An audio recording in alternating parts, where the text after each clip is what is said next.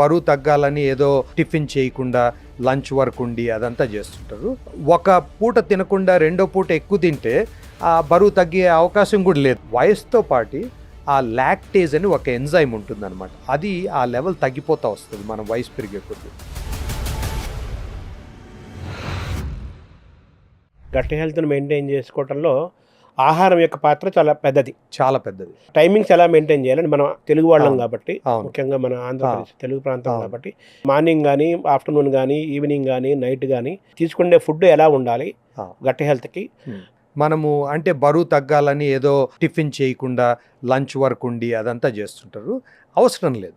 మనము మెయిన్గా portion control అంటాం. అంటే తక్కువ తినాలి, కానీ ఒక పూట తినకుండా రెండో పూట ఎక్కువ తింటే ఆ బరువు తగ్గే అవకాశం కూడా లేదు, ఇంకా పెరిగే ఛాన్స్ ఉంది. ఎందుకంటే మనం మార్నింగ్ అంతా తినలేదు కాబట్టి లంచ్ ఇంకా కొంచెం హెవీగా చేసే పెరుగుతుంది కాబట్టి ఇంకా కొంచెం ఓవర్ ఈటింగ్ ఉంటుంది.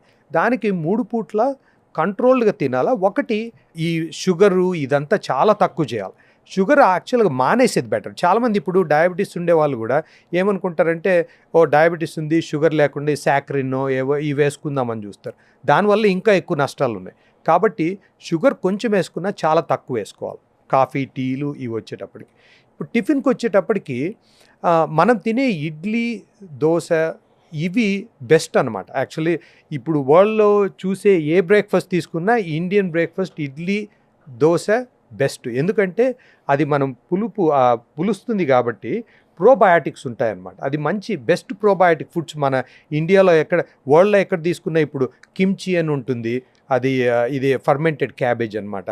కంబూచా టీ అని ఉంటుంది. అవన్నీ ఫర్మెంటేషను, దాంతో ప్రోబయాటిక్స్ గుడ్ బ్యాక్టీరియాని ఇస్తుంది అనమాట గట్టుకు. సో అవన్నీ మంచివి. మనం ఏదో ఫ్యాన్సీగా ఎక్కడో వేరే దేశం నుండి ఏం తెచ్చుకొని అవసరం లేదు. మన ఇంట్లో ఉండి ఇడ్లీ దోశతో చాలా బాగుంటుంది. అట్లని రోజు తినాల్సిన అవసరం లేదు, బట్ అవి హెల్తీగా ఉంటుంది. అది కూడా ఏదైనా మోడరేషన్ అనమాట. ఏది ఎక్కువ తినకూడదు. ఇప్పుడు ఇడ్లీ తింటే బరువు పెరుగుతారు అట్లేం లేదు. అంతా కొంచెం క్యాలరీస్ను కంట్రోల్ చేసుకోవాలన్నమాట. పల్లెల్లో పూర్వకాలంలో గంజి తాగేవాళ్ళు. అది చాలా చాలా హెల్తీ. చాలామందికి తెలియదు. మనం అనుకుంటాము ఇప్పుడు గంజి తాగేది ఏందని, బట్ అది కూడా ఫర్మెంటేషన్ వల్ల ప్రోబయాటిక్ చాలా బాగా వస్తుంది, చాలా హెల్తీ కూడా. దానివల్ల రైసు మనం మామూలుగా ఫ్రెష్గా చేసుకొని తినడానికి, అది పాతబడిన తర్వాత తినడానికి చాలా తేడా. సద్దన్నం అంటారు కదా, సద్దన్నంతో ఇంకా ఎక్కువ బెనిఫిట్స్ ఉన్నాయి. దాంతో లో గ్లైసిమిక్ ఇండెక్స్ అంటాం. ఇప్పుడు మనం షుగర్ ఉన్నా లేకపోయినా, బరువు పెరిగే వాళ్ళైనా కానీ బరువు తగ్గాలన్నా సద్దన్నము ఇంకా బెస్ట్. ఎందుకంటే సద్దన్నం అయ్యేటప్పటికి ఫ్రెష్గా ఉన్నప్పుడు గ్లైసిమిక్ ఇండెక్స్ అనేది ఎక్కువ ఉంటుంది. అంటే తింటానే బ్లడ్ షుగర్ టక్కన పైకి వెళ్ళిపోతుంది అనమాట. అదే కొంచెం సద్దన్నం అయినప్పటికీ అది కొంచెం స్టార్చ్గా ఫామ్ అవుతుంది. అందుకు ఎక్కువ చాలా స్లోగా అబ్జర్వ్ అవుతుంది అనమాట స్టమక్లో. దానివల్ల ఏమవుతుంది, బ్లడ్ షుగర్ అంత షూటప్ కాదు. దాంతో మనకు బరువు పెరిగే ఛాన్స్ తక్కువ ఉంటుంది, డయాబెటీస్ కంట్రోల్ అయ్యే ఛాన్స్ ఉంటుంది. సద్దన్నం బెస్ట్. అంటే మీరు అన్నట్టుగా ది బెస్ట్ వరల్డ్లోనే ది బెస్ట్ బ్రేక్ఫాస్ట్ మన Telugu South Indian breakfast is the best. Dosa, idli. Dosa, idli breakfast కంటే కూడా సద్దన్నం ఇంకా మోర్ హెల్తీ. ఇంకా హెల్తీ, అవును. లంచ్ టైం సార్, లంచ్ టైంలో మెయిన్గా మనము ఆకుకూరలు బాగా వాడాలి. అది చాలా ఇంపార్టెంట్. వెజిటబుల్స్, ఎనీ వెజిటబుల్, ఏ కూరగాయ చెడ్డది మంచిది కాదు. ఈవెన్ మనము బంగాళదుంపలు కూడా ఉన్నాయి. మనం చాలామంది అనుకుంటాము అది చాలా స్టార్చ్, చాలా షుగర్ ఉంటుందని. అది కూడా కంట్రోల్గా తీసుకుంటే అది కూడా మంచిదే. వెజిటబుల్స్ చాలా ఉండాలి. మనం మామూలుగా మన తెలుగు వెజిటబుల్స్ అంటే కూర.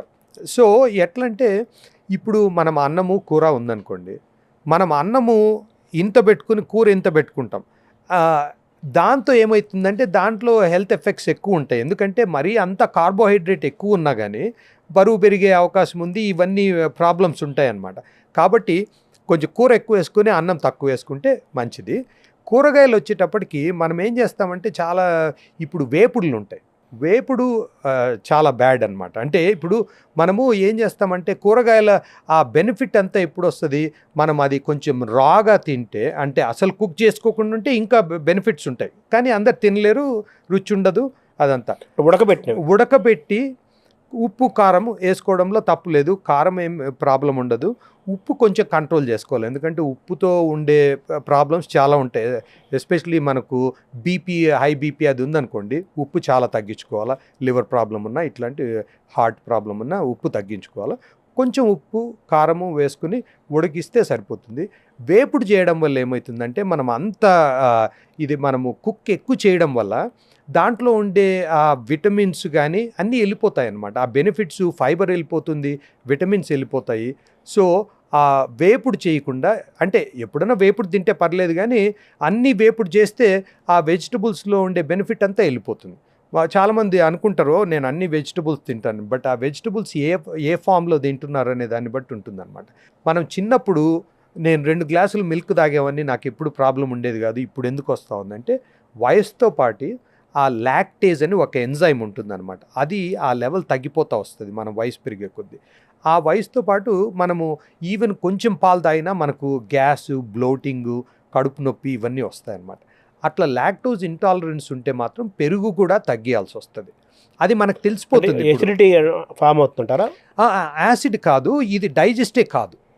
ఈ మన పాల పదార్థాలు ఏవైనా పాలు కానీ ఇప్పుడు పెరుగు, వెన్న, నెయ్యి అన్నీ.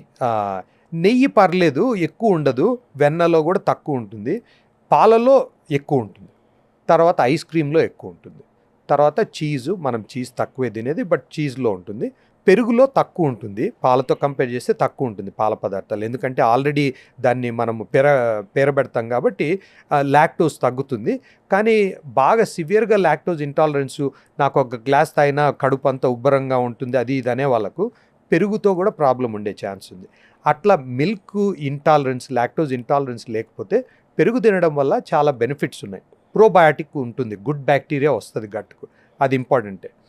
అట్లా అదంతా లేనప్పుడు పెరుగు కూడా తినొచ్చు.